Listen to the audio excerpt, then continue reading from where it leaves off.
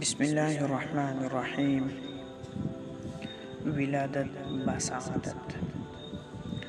9 ربیع الاول یوم دوشنبہ مطابق 12 اپریل 571 عیسوی، مکہ مکرمہ میں صبح صادق کے وقت آپ پیدا ہوئے۔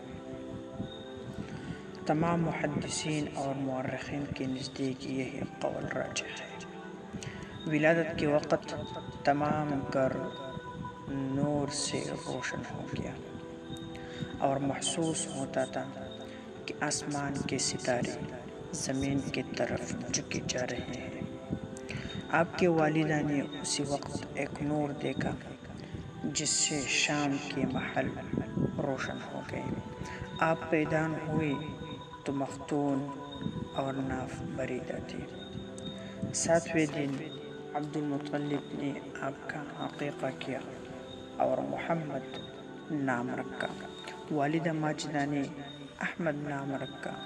آپ کے ان دونوں ناموں کا ذکر قرآن مجید میں بھی ہے۔ آپ کی کنیت بڑے صاحبزادے قاسم کے نام پر ابو القاسم تھے۔